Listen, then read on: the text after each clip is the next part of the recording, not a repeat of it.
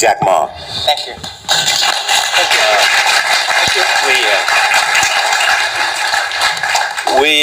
We've all become very cognizant of Jack and his story, and when Alibaba went public with the largest IPO in history, we knew a lot more about him. So I want to talk about his personal story. I want to talk about how many times he tried and failed and what kept him going. I want to talk about where he is today and how he got here, and where he is going and how he expects to get there. And if he gets there, what will it all mean for him and for the people that he wants to inspire? So I begin with this question, though, Jack. Why are you back at Davos? It's a long break for 7 years. I think my last trip here was year 2008. But I was coming for year 2001 for the Young Global Leader for Tomorrow. And remember, I never heard about the Davos when I came. But when I came, in the Switzerland, so many young people demonstrate. It was such a horrible scene that I was, and I asked them, why did they do it? They say, anti-globalization. And I say, why? Globalization is a great thing. Why people don't like it? And then we come all the way for 2 hours here. There's a machine gun. There's people checking. I say, oh God, is that a forum or is it a prison? We're going to go inside. But when I joined the forum at the Young Global Leader, I was thrilled by so many ideas. For the first 3-4 years, I learned what does the globalization mean? What does the corporate citizenship mean? What about social responsibility mean? And all these new ideas, and I see so many great leaders talking about leadership, and I benefit a lot. In the year 2008 and 2009, when the financial crisis came, I think it's better go back to work, because we can never win the world by talking. So go back, spend 7 years. Now I come back, I think it's time to do something return, because I learned so much. Let's talk 12 years ago. So why I should not talking to the young global leader of today, sharing with them how we gone through. So that was the thing. Let's start with where you are today. Just how big is Alibaba? How many people come every day? How many people come in a week? How fast is it growing? Yeah, we have over 100 million buyers visiting our site, shopping our site every day. And we created 100 million every day. We created 14 million jobs for China, directly and indirectly. And we grow from 18 people to 30,000 people, 18 people in my apartment, to now we have 4 big campus. Compared to 15 years ago, we were big, but compared to 15 years later, we're still a baby. How big will you be 15 years from now? I think 15 years ago, I told my team that in the past 15 years, we grow from nothing to this size. And 15 years later, I want people to know about Alibaba, know Taobao, because it's already everywhere. I want 15 years ago when we talk about what is e-commerce, why small business can using this e-commerce, this internet, can do business across the nation. And I hope 15 years later, people forget about e-commerce because they think it's like electricity. Nobody thinks it's a high tech today. Now this is something that I don't want 15 years later. We still walk on the street talking about why and how e-commerce can help people. Talk about the IPO. Did it exceed your expectations? Well, it's a pretty small IPO, 250. Yes. Yeah. The largest IPO in the history of Wall Street. We raised. Number 2 was a Chinese bank. Thank you. I remember year 2001. We went to raise some 5 million, 3 million venture capitalist dollars in the USA, and got rejected. And I say we come back raising a little bit more. But I think, what we think more about is for $25 billion, how we can spend the money efficiently, because this is not the money, this is the trust from the world, the trust from those people. They want to do better jobs to help more people. They want to have a good return. So I think gives me more pressure, because when our market cap is bigger than IBM, for a certain day we're bigger than Walmart. We're one of the top 10, 15 largest market cap company in the world.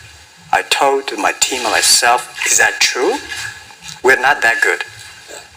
Because years ago, people say, Alibaba model is terrible.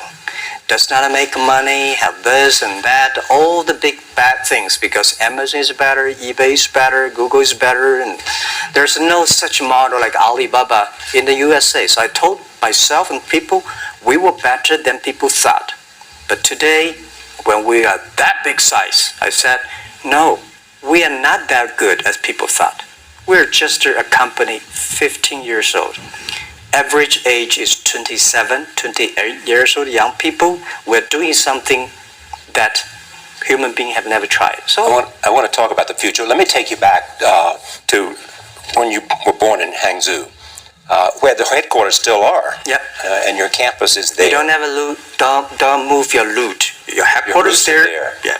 You found it there. Loot there. You grew up in the 60s. 64. That was born in 64. That was the time of the Cultural Revolution. Yeah, it was the end of the Cultural Revolution. It was, well, my grandfather was a tiny landlord. Was considered, after liberation, was considered to be a bad guy. So I know how tough it was when I was a kid. You tried to get into 3 colleges. Mm-hmm. Each time they rejected you. No, I tried. There's examination that young people, if you want to go to university, you have to take the examinations. So I failed 3 times. Right. But a lot of fail. I failed for funny things that I failed a key primary school test for 2 times, and I failed 3 times for the middle schools, and. You will never believe in Hangzhou, my city, there's only one middle school that lasts only 1 year. It was changed from primary school to middle school because our graduates of our school, no middle school accept us because we were too bad. Yeah. It would become a middle school. What effect did it have, though, being rejected? Well, I think we have to get used to it. We're not that good. Even today, we still have a lot of people reject us. I think when I graduated from universities, and before for 3 years I tried to fill in the universities. So I applied jobs for 30 times, got rejected. I went for a police. They said, no, you're not good. I went to even the KFC. When KFC came to China, come to my city, 24 people went for the job. 23 people were accepted. I was the only one guy. And we went for police. 5 people, 4 of them accepted. I was the only guy that I received it. So to me, being turned down, rejected. Oh, by the way, I told you that I applied for Harvard for 10 times, rejected. I know I'll be rejected. Sorry now. 10 times you wrote them and said, I'd like to come to Harvard. Yeah. And then I told myself, someday I should go teach there, maybe. I think that can be arranged. Richard Nixon came to Hangzhou. Yeah. And after that, tourists flooded the place. Yeah. And that's how you learned English. Yeah. I really like I don't know why, at 12, 13 years old, that time I suddenly fell in love into the language, the English. And there's no place you can learn English at that time. There's no books, English books. So I went to the Hangzhou Hotel, now called Hangzhou Shangri-La Hotel, because that was the hotel can receive the foreign visitors. So every morning for 9 years, I showed them around as a free guide, and they taught me English. And I think that changed me. Today, I'm 100% made in China. I've never got a one-day train outside China. Yeah. And when people talk to me, say, Jack, how can you speak English like that? Why sometimes you talk like an Western guys? I think that was the 9 years. These Western tourists opened my mind, because everything they told me are so different from the things I learned from the schools and from my parents. So now I have a habit. Whatever I see, whatever I read, I use my mind. Think about it for 2 minutes. And is that how Ma Jun became Jack Ma? Actually, Jack, the name was given by a lady in tennis. She's a tourist. She came here and she said, came to Hangzhou. We become a pen friends. Ma Ring is so difficult to pronounce. So she said, do you have an English name? I said, don't. So can you give me an English name? She said, okay. She said, my father called Jack, my husband called Jack. What do you think about Jack? I said, good. So I've been using that for that many years. First visit to America, 1995? 1995, yeah. I come here for a project helping the local government to building up a highway. And you tried the internet. I tried the internet in Seattle, and in a building called the U.S. Bank. I don't know whether the U.S. Bank is still there or not, but it's a building. And my friend opened a small office, which is like only 10% bigger than this room. And there are a lot of computers in there. And he said, Jack, this is internet. I asked, what is internet? He said, search whatever you want. At that time, they used Mosaic, very slow, right? Yeah. And I said, I don't use it. I don't want to type because computer is so expensive in China.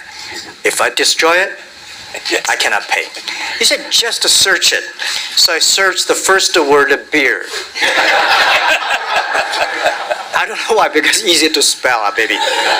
And I see beers from Germany, beers from USA, beers from Japan, but there's no beer from China. And I say, okay, type the second word is China. No data. Nothing. And I said, 1995, no data about China. So I talked to my friend, why not make something about China?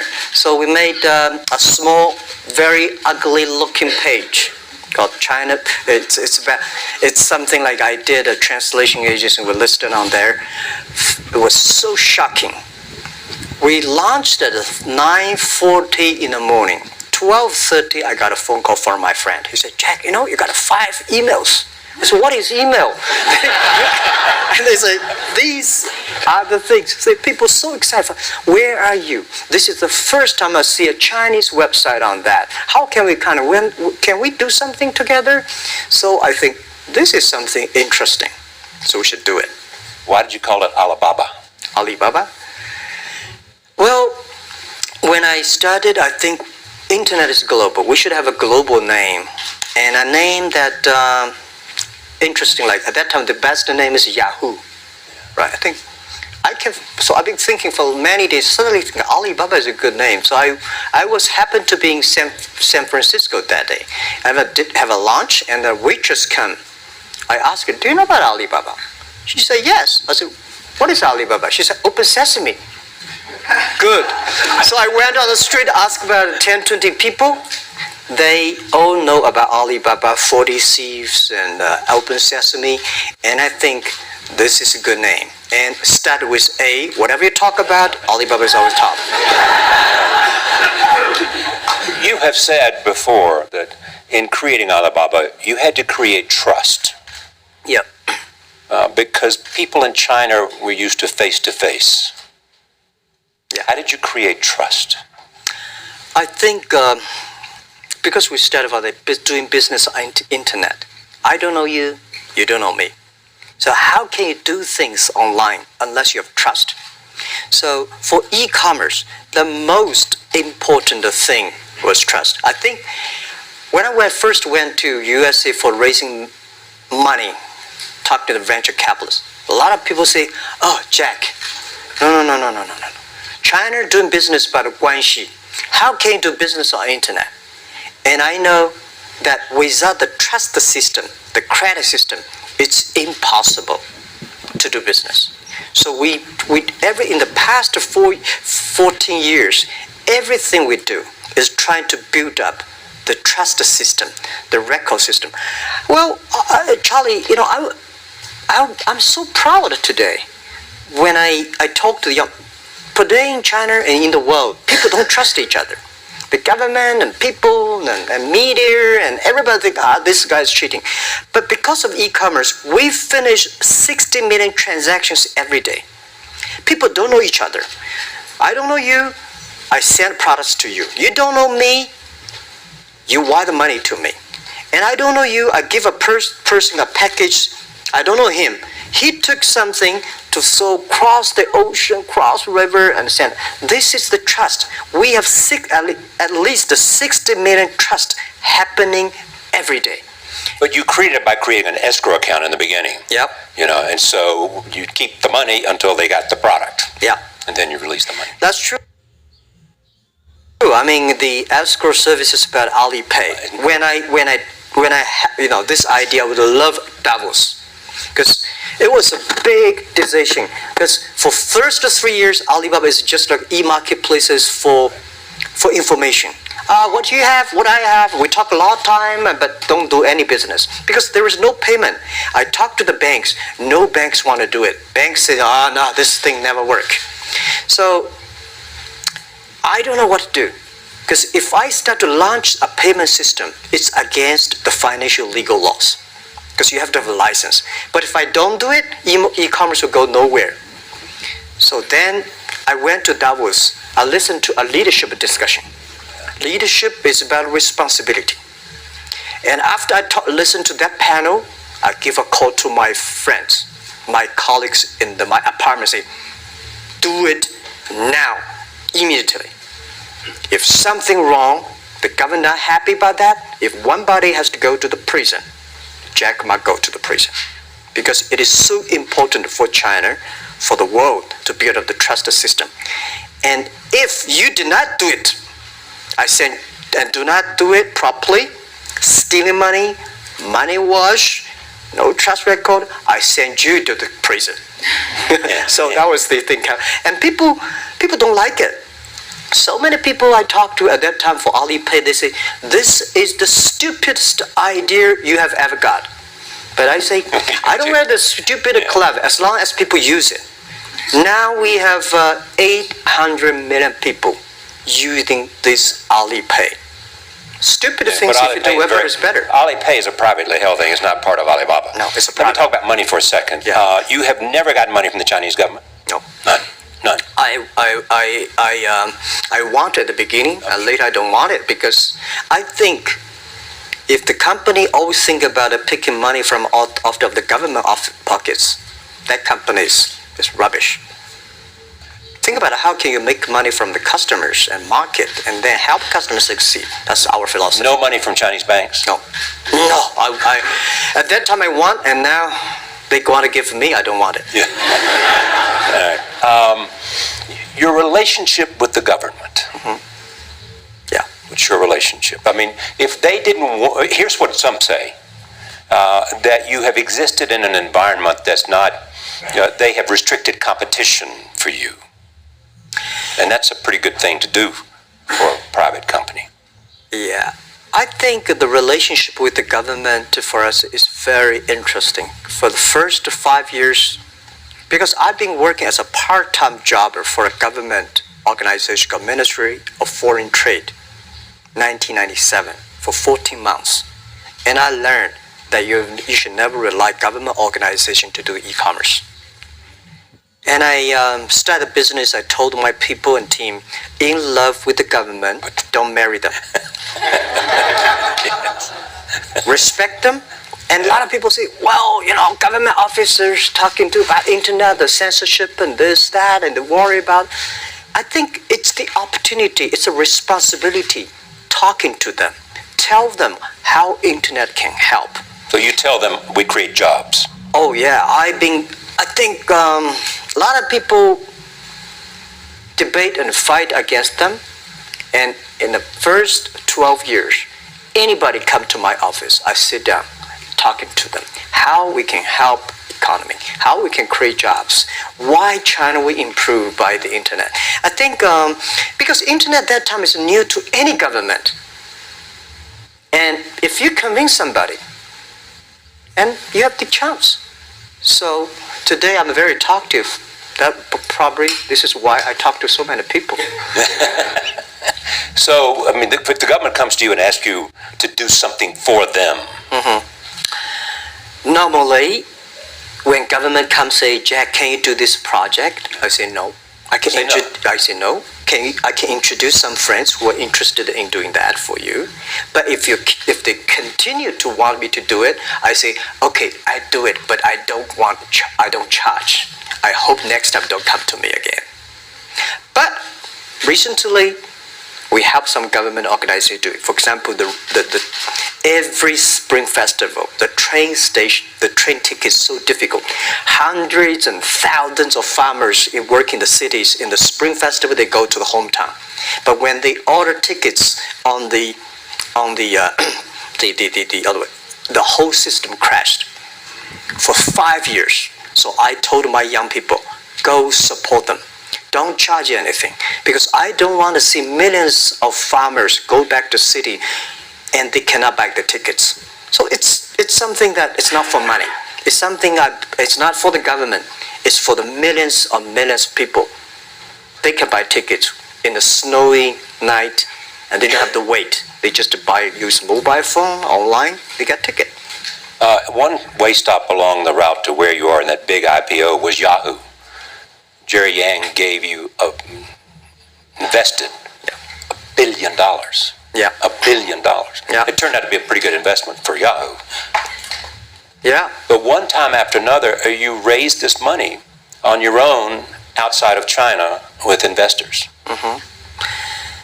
Yeah, I'm very thankful for all the investors, because 1999, year 2000, and even at the Yahoo time, a lot of people say this Jack is crazy. He's doing something that we don't understand. And a lot of venture capitalists give you money because there is such a American model already there. But they say, Alibaba, we don't see this kind of model, right? They say Jack's crazy. Yeah, this is crazy guy. I mean, I remember my first time in Time magazine, they call me Crazy Jack. And I think crazy is good. We are crazy, but we're not stupid. We know what we are doing, but if everybody agree with me, if everybody believe our idea is good, we have no chance. So that's the money we raised. We're very thankful. So when our investors makes a lot of money, I feel proud and honored. As you know, in the United States, issues have risen about privacy. Yeah. Google and Apple, and questions of whether the government should have access to files. How do you handle that if the Chinese government says you know a lot about people? You have transactional relationships with lots of people. And they say, we want to see your files. Well, so far I don't have this kind of problems from Chinese government. And I told them, any government, if you come here for the national security, anti-terrorist, well, anywhere, anti-terrorist, we work together. It's a criminal, we work. But rest of that, no. I said, we are a business. The data is so precious because we don't know how. Because if we give to anybody, it's going to be disaster. And also about privacy issues. I think, just like hundreds of years ago, people say, I would rather put money under my pillow rather than put in the banks. But today banks, they're special. They know how to protect money much better than you do. Privacy issues, all these kind of securities, today we may not have the solutions. We don't have the answer. But I believe our young people have the solutions. In the next 10, 20 years, there will be breakthrough on that. And I'm fully confident on that.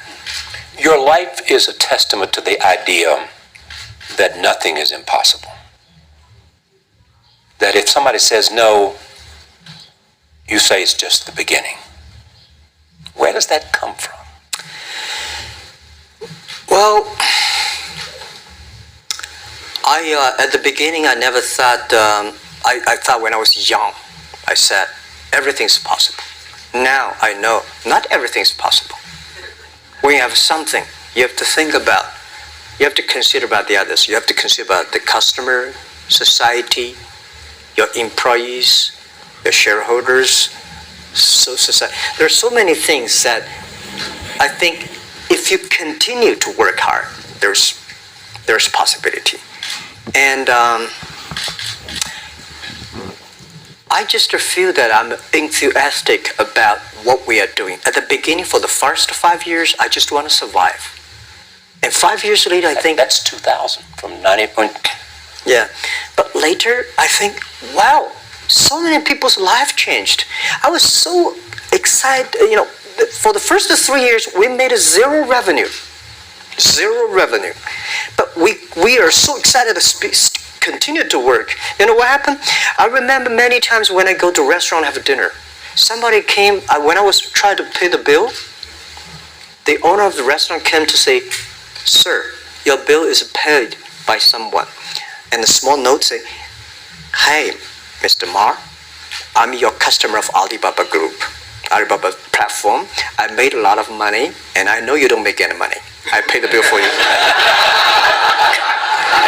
And I remember one day that I was sitting somewhere in the coffee, somebody sending me a cigar. I don't smoke cigar, but there's a note, "Thank you very much, I'm your customer."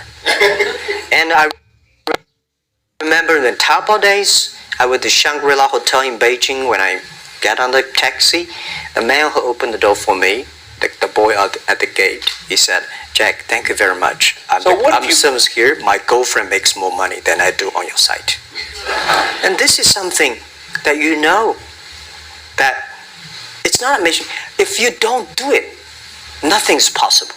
If you try to do it, at least you have the hope. The revenue comes from advertising and a smaller amount from transactional fees. Yeah. Most of it from advertising. Tiny.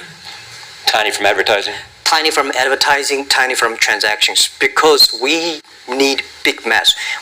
Now we have more than 10 million small business power sellers selling our site to everywhere. So the the transactions we have is second after Walmart. So tiny. Second after Walmart. Yeah, tiny of the of the money already big as big. So, you know, second after Walmart, I remember one of the senior management of Walmart guys came to Hangzhou 5 years ago. He said, "Jack, you know, you did a great job," and blah, blah, blah. So I said, maybe in 10 years we'll be bigger than Walmart. He said, "Young man, you have a good hope." So we said, "Have a make a bet. I think in 10 years we'll be bigger than Walmart on the sales, because if you want to have 10,000 new customers, you have to build a new warehouse and this, that. For me, 2 servers." What's your market cap versus Walmart today? I don't know, but maybe some. It's close. I think so. Maybe we should check later. All right. Yeah. So where are you going? What does Jack want? I think because of the name for Alibaba, we are internet company, happen to be in China. We have the same spirit and entrepreneur spirit like every great entrepreneurs in the world. And I remember the day when I started Alibaba, we want to have a mission helping small business doing easier.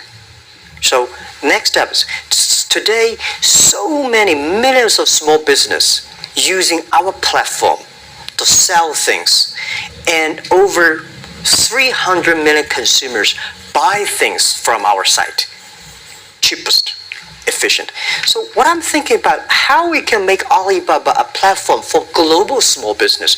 My vision is that if we can help a Norway small business can sell things to Argentina, and Argentina consumers can buy things online from Switzerland, and we can build up which I called I don't know, maybe not right word, called EWTO.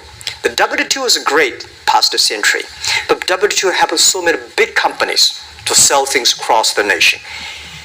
Today, internet can help small business sell things across the oceans, across the nations.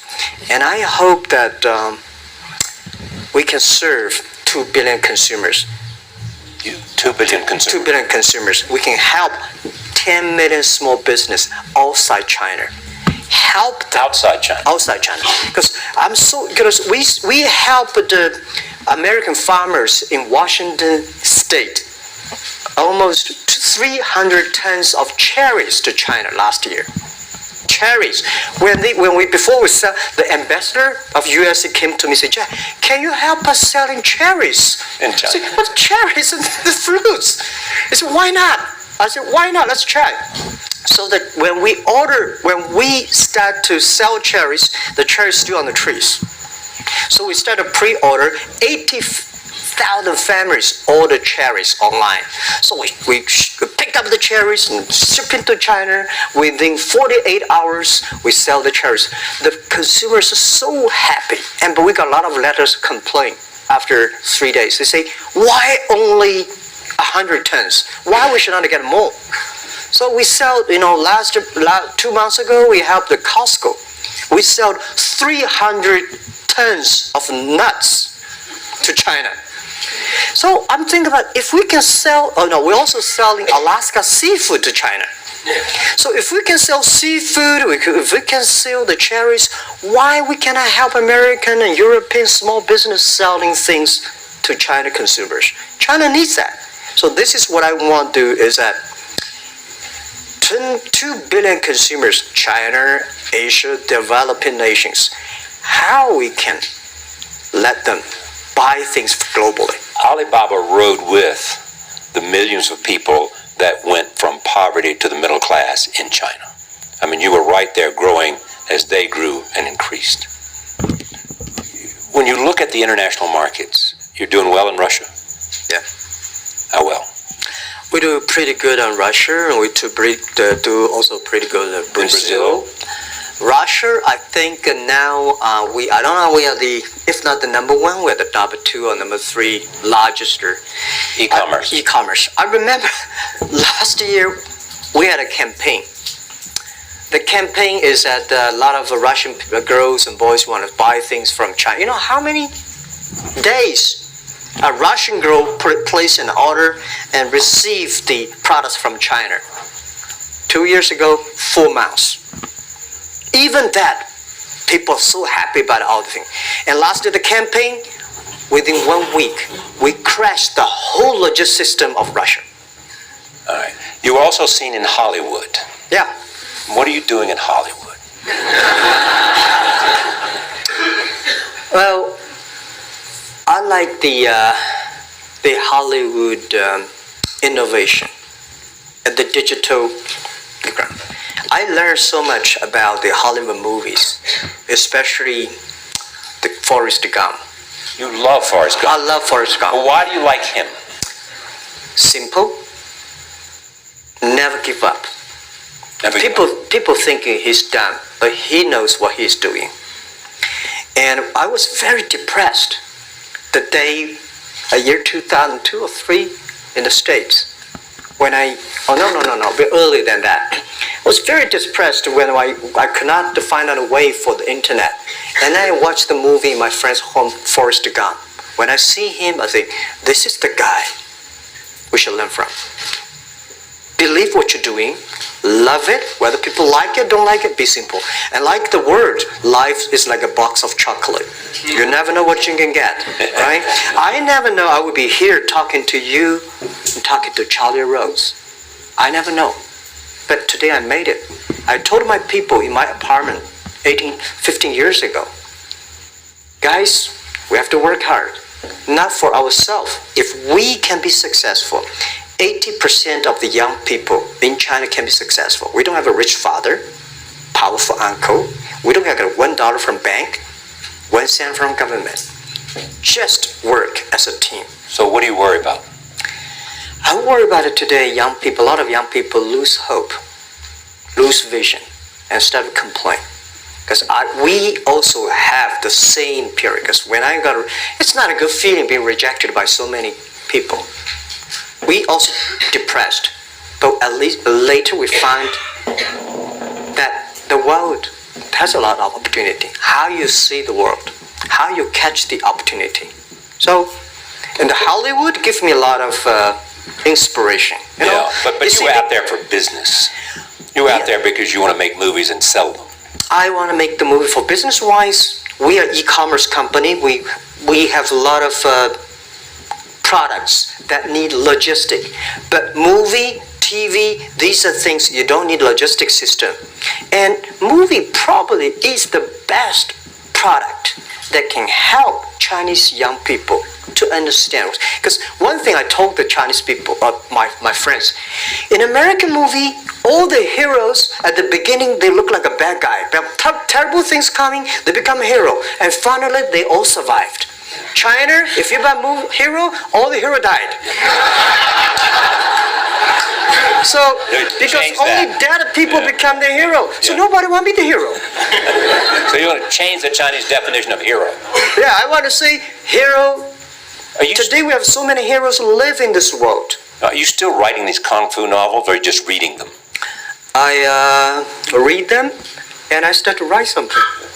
I think it's fun. The kung fu is something you start to think about something that you cannot do. But if you have some luck, if you continue to practice, if you got a good master, if you're a good team, you get expert. So at least to make me, when I'm busy, when I'm tired and frustrated, I read kung fu books. And You also travel with a Tai Chi.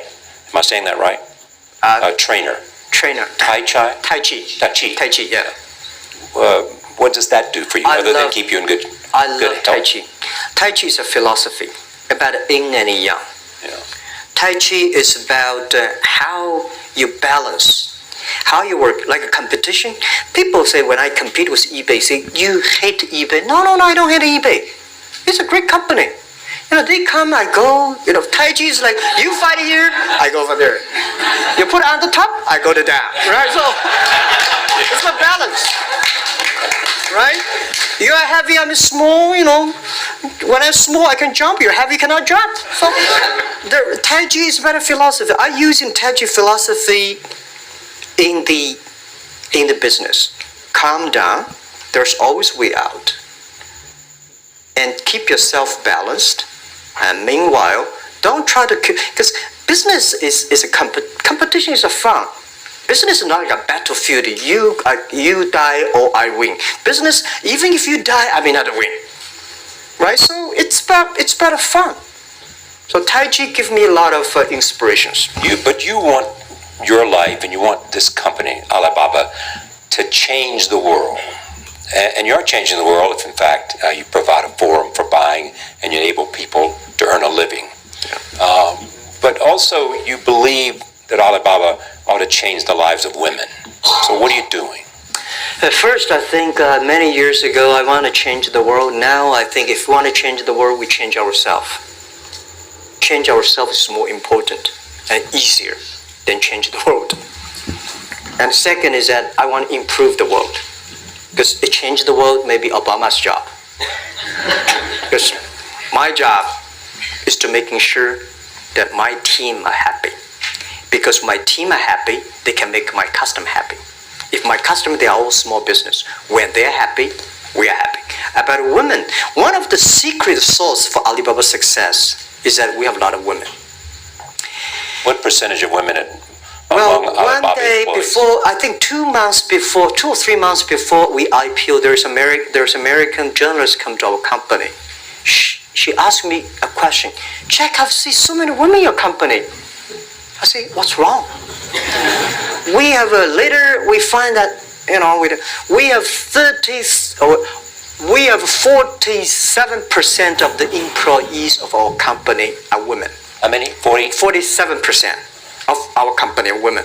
And we actually had a 51 because we acquired some company these days. They have more men, so balance that. But these are women in top level positions. 33% of the of the management are women. And 24% of the senior management, very top level, are women. We have a women CEO, CFO, CPO, Chief People Officer, and we have everywhere. And I think so comfortable to working with them because women, in this world, if you want to win in 21st century, you have to making sure that making other people powerful, empower others, making sure the other people better than you are, then you will be successful. So I find the women, they think about the others more than they think about themselves. Yeah. Women think about the kids, husband, parents much more than the man. And they use a friendliness. A couple of things I want to talk about before we go, because we have less than a couple of minutes. China today, are you worried the economy slowed down? No, I don't worry about it. I think China is doing, it's slowing down is much better than keep on 9%. China today is the second largest economy in the world. It's impossible to keep 9% of the growth. If China still keeps the 9% of the growth of the economy, there must be something wrong. You will never see the blue sky. And you will never see the quality. China should pay attention to the quality of the economy. China should not. So if we have a lot of influence, like Hollywood movies, things, and we have the sports and these things in the GDP, will be much better. So I think, just like a human growth, this body can never grow. Certain time, the slow of growth of your body is slow, but you should grow your mind, grow your culture, grow your value, grow your wisdom. I think China is moving to that direction. And you saw Modi in India? Pardon? Did you see Modi in India? Not yet. I'm looking forward to that. So you'll go to India. Finally, there's this. You're one of the world's richest people. Your company is one of the world's richest companies. What do you want beyond Alibaba? Well, about richest people, I was really not happy in the past 3 months when people say Jack Ma is the richest people of China. Global celebrity, they said. No, I'm not. Because when I started business, you are. I never thought, because how many? Yeah, maybe I am. But I think 15 years ago, my apartment, my wife was at that time one of the 18 founders. I asked her, "Do you want your husband to be a rich person?" I never said rich person in China, rich person in Hangzhou, or you want your husband to be a respected person. She said, of course respected, because she never believed, and I don't believe we'll be rich people. We just want to survive. But I believe when you have $1 million, that's your money.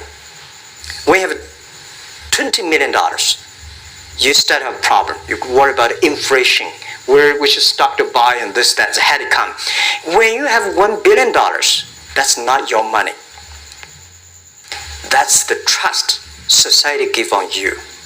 They believe you can manage the money, use the money better than the government and the others. So I think today, I have the resources, do more things.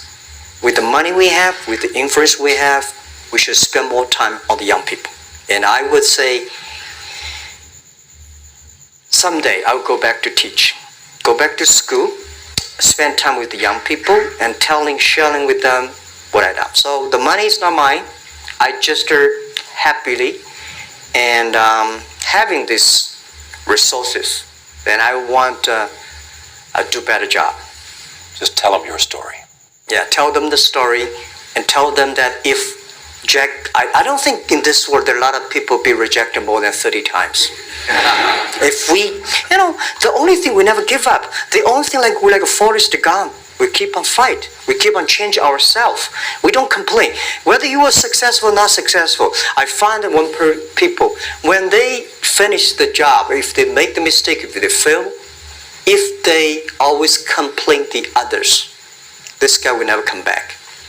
If the guy only check himself, yeah, something wrong with me here, something wrong with me there, this guy has the hope.